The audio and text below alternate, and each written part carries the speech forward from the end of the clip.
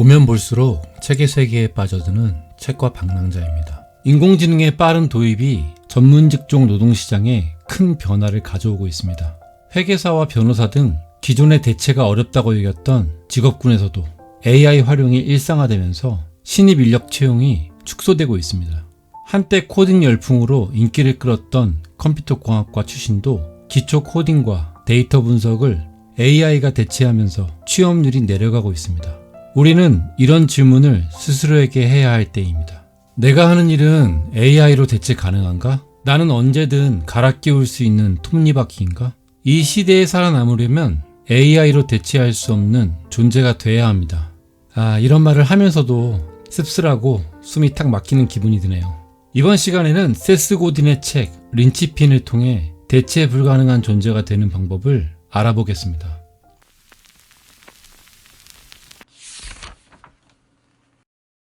우리나라의 비약적인 경제성장은 개개인의 성실함과 수능이라는 산업화 시대의 원칙에 기반했다고 볼 수 있습니다.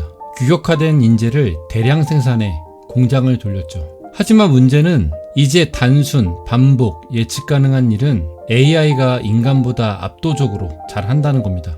우리는 그동안 출근 기반 보상 시스템에 익숙해져 있었습니다. 회사에 출근해 지시를 따르고 시간과 성실함을 제공하면 보상이 주어졌습니다. 하지만 이제 기업은 차이를 만들지 못하는 사람에게 돈을 지불하지 않습니다. 끓는 물 속의 개구리처럼 월급 봉투에 안주하다가는 위기를 맞고 죽을 운명에 처하게 됩니다. 이것이 지금 우리가 마주한 톱니바퀴의 위기입니다. 점점 더 출근은 의미 없어지고 성실함은 기본값이며 차이를 만들 수 있고 대중과 다른 생각을 하는 사람에게 보상이 주어지는 시대로 흘러가고 있습니다. 따라서 인간이 살아남을 수 있는 유일한 영역은 질문을 던지는 능력, 문제를 재정의하는 통찰, 관계를 만들고 감정을 다루는 능력, 혼돈 속에서 질서를 만들어내는 판단력입니다. 그렇다면 대안은 무엇일까요? 세스 고딘은 우리에게 린치핀이 되라고 말합니다.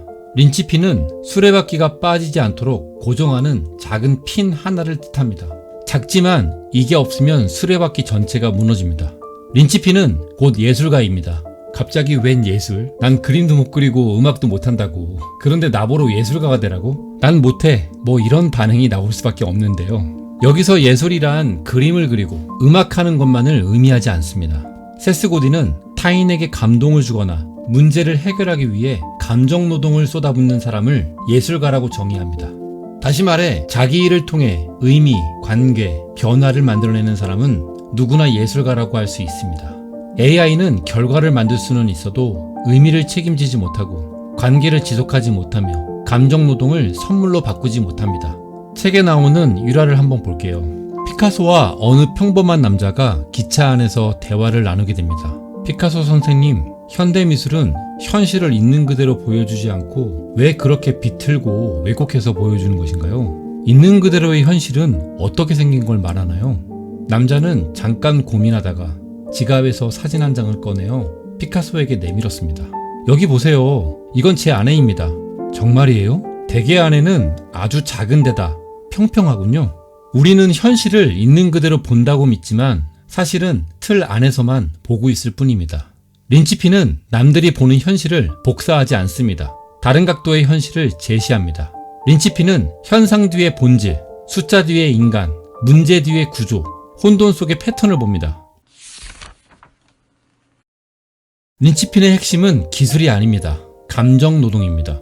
그런데 감정노동에 대해서 일단 부정적으로 바라보는 경우가 많잖아요. 나의 실제 감정과 무관하게 친절, 공감, 미소를 지속적으로 요구받는 행위라고 생각을 하죠. 세스 고딘이 말하는 감정노동은 누가 시키지 않아도 관계를 만들고 분위기를 바꾸고 사람의 마음을 움직이는 일을 말합니다. 그는 이것을 선물이라고 부릅니다. 그는 단 하루라도 자신이 하는 일의 의미를 소중하게 여겨야 한다고 말합니다. 오늘 하루를 생산적으로 보내야 하는 이유는 누군가가 나에게 높은 값을 지불하기 때문이 아닙니다. 그것이 나 자신에게 주어진 단 하나의 유일한 기회이기 때문입니다. 오늘 하루는 예술을 할 수 있는, 선물을 줄 수 있는, 중요한 일을 할 수 있는 기회입니다. 내가 하는 일이 더 나아지고 나의 예술이 더 중요해질수록 나의 선물을 얻고자 하는 사람들은 많아질 것입니다. 선물은 대가를 바라지 않습니다. 하지만 역설적으로 가장 큰 보상으로 돌아옵니다. 이와 관련된 두 가지 사례를 살펴보겠습니다. 데이비드는 자신이 축복을 위해서 일한다고 말합니다. 나는 자신의 일을 사람들에게 선물을 줄 수 있는 기회라고 생각했습니다. 스스로 기여할 수 있는 감정노동을 했고 그가 받는 보상은 고객들이 전하는 축복이었습니다. 고객들과 하나하나 교감하는 것이 고객들의 기분을 바꿔주고 하루를 기분 좋게 만들어줄 수 있는 기회라고 봤습니다. 고급 레스토랑의 웨이터는 우연히 노 부부가 40년 전 첫 데이트 때 먹은 핫도그 이야기를 하는 것을 듣습니다. 그냥 지나칠 수도 있는 얘기지만 웨이터는 주방장과 얘기해서 메뉴에도 없는 핫도그를 만들어 내옵니다. 당연히 노 부부는 크게 감동했겠죠. 이때 웨이터는 단순한 서빙 직원이 아니라 손님의 개인적인 필요와 사연을 듣고 맞춤형 경험을 만들어낸 예술가라고 보는 겁니다. 매뉴얼을 넘어 인간적인 연결을 만들어내는 존재. AI는 죽어도 흉내낼 수 없는 영역입니다. 세스 고딘의 책 린치핀은 16년 전인 2010년 출간된 책입니다. 그런데 이 책이 AI 시대에 다시 주목받고 있습니다. 왜 이 책이 지금 다시 읽힐까요? 하나의 이유로 지식의 가치가 폭락했기 때문입니다. 이제 웬만한 지식은 생성형 AI에게 물어보면 3초 만에 알려줍니다. 무엇보다 분명하고 중요한 이유, 대체 불가능한 개인은 선택이 아니라 필수가 되었기 때문입니다. 이제 시장이 갈망하는 것은 지식보다는 깨달음, 통찰, 예지력, 혁신, 창조, 예술입니다. 복잡계의 영역에서 문제를 해결하고 사람의 마음을 움직이는 힘, 인공지능을 지배할 것인가, 지배당할 것인가의 갈림길에서 린치핀은 유일한 생존 지도가 되어줍니다. 린치핀이 되고 싶지만 마음 한구석에서 이런 목소리가 들릴 겁니다. 그냥 튀지 마. 실패하면 어쩌려고 그래? 세스 고딘은 이것을 저항이라고 부릅니다.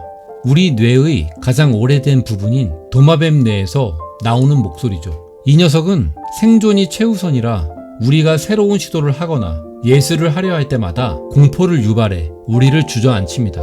하지만 기억하세요. 저항은 기본값입니다. 성공한 사람들은 두려움이 없는 게 아니라 그 저항의 목소리를 무시하고 행동하기로 선택한 사람들입니다. 해도 안 될 거라는 내면의 냉소를 뚫고 나가는 것. 이것이 린치핀의 첫 번째 과제입니다. 불편함은 다른 사람들이 하고 싶어 하지 않는 것을 한다는 뜻이고, 사람들은 편안한 곳으로 숨기 바쁩니다. 경쟁이 없는 곳은 없습니다. 다만 불편한 곳에만 기회가 있습니다. 사람들이 몰리는 곳은 이미 먹을 게 없습니다.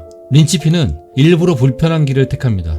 아무도 하고 싶어 하지 않는 일, 누구도 책임지지 않으려는 일, 결과가 보장되지 않는 일, 바로 그곳에서 대체 불가능한 존재가 탄생합니다.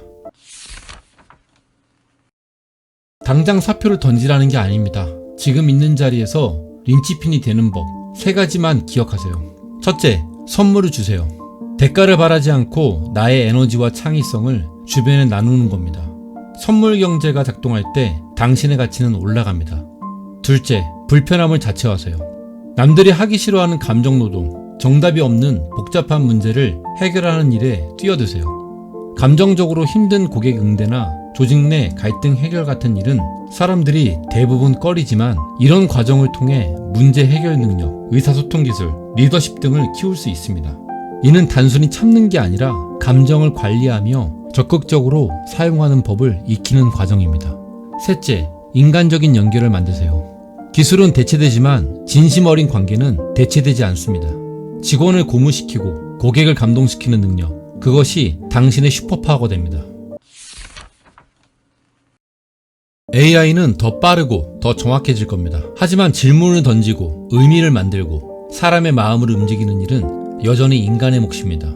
백도씨가 되어야 물이 끓듯 적당한 노력으로는 적당한 대우밖에 받지 못합니다.